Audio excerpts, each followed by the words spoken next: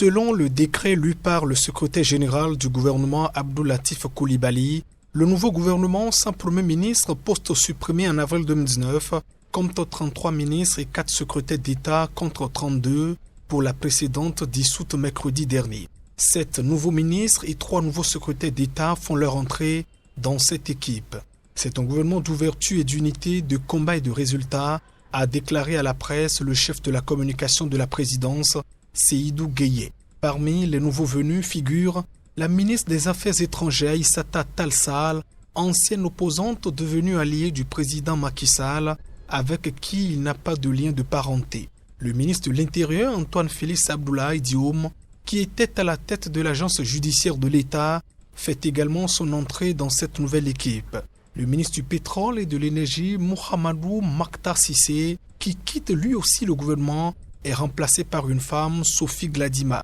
Les raisons de ces départs n'ont pas été indiquées par la présidence.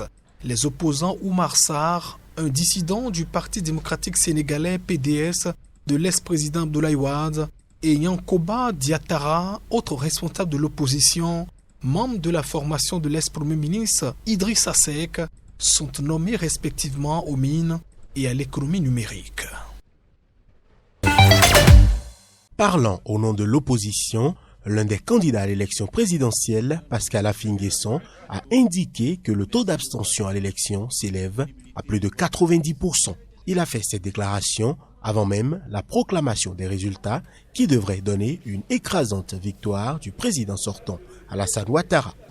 Le déroulement du scrutin présidentiel du 31 octobre 2020 a été entaché de nombreuses irrégularités, notamment la non-opérationnalité de nombreuses commissions locales et de bureaux de vote, la suppression irrégulière de nombreux lieux de vote, la non-participation de plus de 90% des électeurs au scrutin.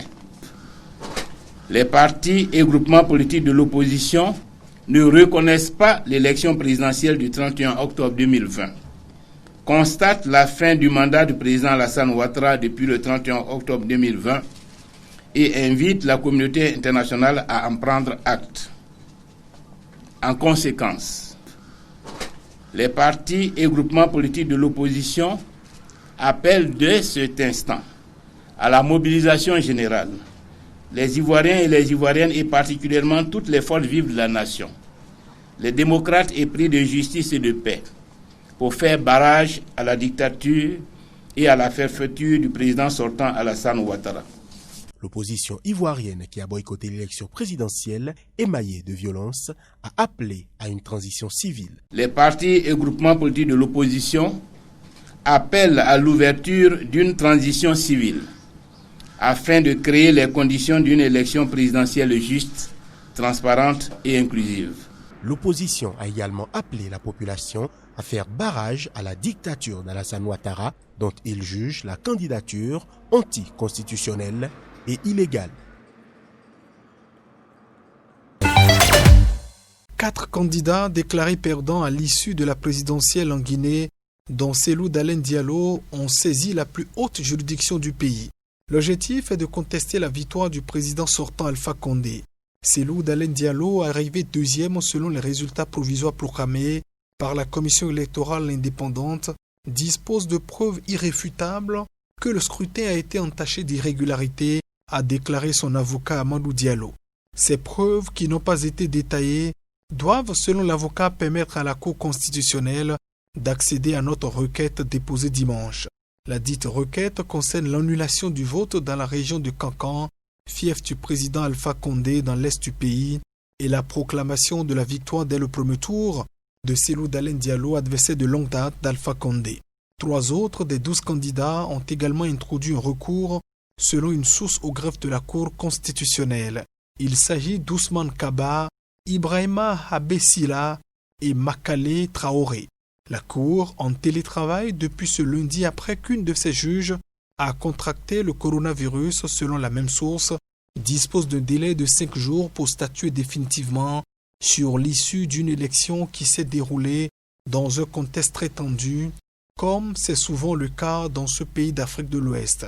La France, l'Union européenne et les États-Unis ont mis en doute la crédibilité du résultat annoncé par la CENI. Cellou Dalein Diallo a pour sa part déjà jugé improbable que la Cour invalide le scrutin. 4 candidats déclarés perdants à l'issue de la présidentielle en Guinée, dont Cellou Dalein Diallo, ont saisi la plus haute juridiction du pays. L'objectif est de contester la victoire du président sortant Alpha Condé. Cellou Dalein Diallo, arrivé deuxième selon les résultats provisoires proclamés par la commission électorale indépendante, dispose de preuves irréfutables que le scrutin a été entaché d'irrégularités, a déclaré son avocat Amadou Diallo. Ces preuves, qui n'ont pas été détaillées, doivent, selon l'avocat, permettre à la Cour constitutionnelle d'accéder à notre requête déposée dimanche.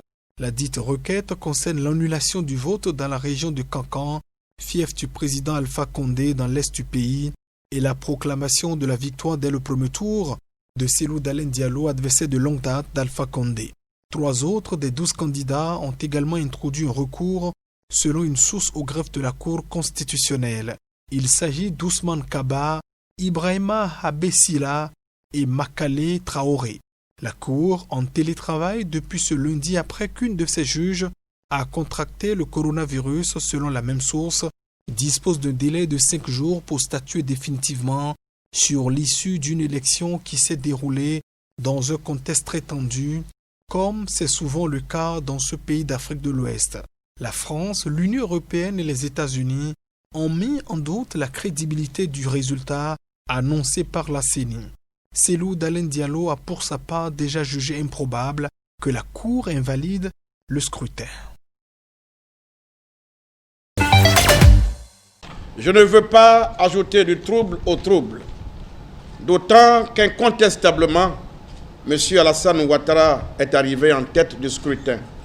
C'est pourquoi, devant le peuple ivoirien, je veux le féliciter, le président de la République, pour sa réélection.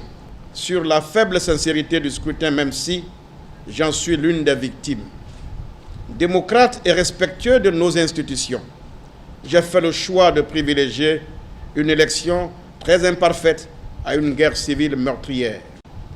Je veux le dire solennellement ici, ce scrutin doit être le dernier qui se déroule dans ces conditions, tant dans son déroulement, son organisation, son système de collecte des résultats.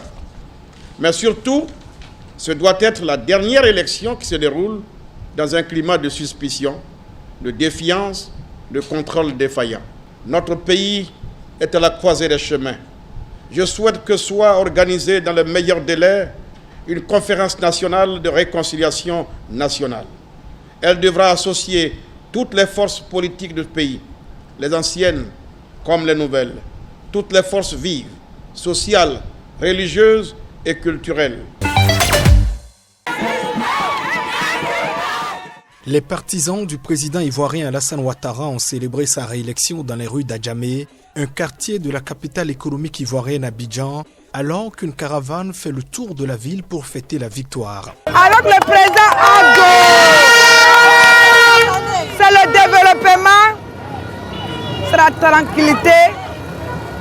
Avec le président Ado, c'est un coup KO. Bon, ici, là, on est là pour mon président Ado. Ado, rien, c'est là, c'est un coup KO. Boba Djamé, c'est RH. Il n'y a pas l'homme. Le président Alassane Ouattara, âgé de 78 ans, a été réélu sur le score fleuve de 94,27% des voix au premier tour, selon les résultats provisoires de la présidentielle de samedi proclamés par la commission électorale indépendante ce mardi à l'aube. L'opposition, qui a boycotté le scrutin, juge son 3e mandat anticonstitutionnel et avait appelé ses partisans à une campagne de désobéissance civile. L'Organisation des Nations Unies s'est inquiétée ce mardi de l'afflux de quelques 3200 ressortissants de la Côte d'Ivoire dans les pays voisins, à savoir le Libéria, le Ghana et le Togo, pour fuir les violences 10 ans après la crise qui avait donc suivi la présidentielle de 2010, faisant 3000 morts. Le Kenya, qui s'était réjoui en septembre d'une baisse du nombre d'infections au Covid-19, a connu en octobre son mois le plus tragique. C'est ce qu'a déclaré le président kenyan Uhuru Kenyatta. Le pays a enregistré plus de 15 000 nouvelles infections sur un total de plus de 58 000 et environ 300 morts, soit presque le tiers des décès enregistrés depuis mars dernier. Concentrés sur les métropoles de Nairobi et de Mombasa, deuxième ville du Kenya, durant la première partie de l'année, la circulation du coronavirus a récemment enregistré une forte progression dans le reste du pays. Face à cette situation, le président Uhuru Kenyatta a, dans un discours retransmis à la télévision, annoncé ce mercredi une extension du couvre-feu nocturne ainsi qu'une interdiction des rassemblements politiques sur tout le territoire. Le couvre-feu national est étendu jusqu'au 3 janvier 2021.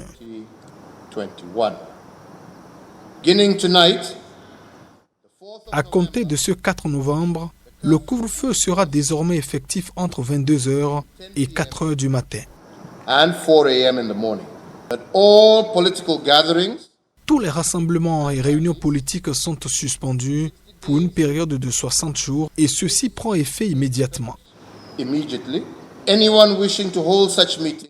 Toute personne souhaitant organiser de tels rassemblements doit le faire dans les mairies et doit respecter tous les protocoles liés au Covid-19, y compris la limitation du nombre de participants à 1/3 de la capacité de la salle et le port de masques. Sur le sujet sensible des écoles, le chef de l'État a indiqué que les élèves des quelques classes déjà rouvertes allaient continuer à étudier, mais que toutes les autres resteraient fermées jusqu'en janvier 2021.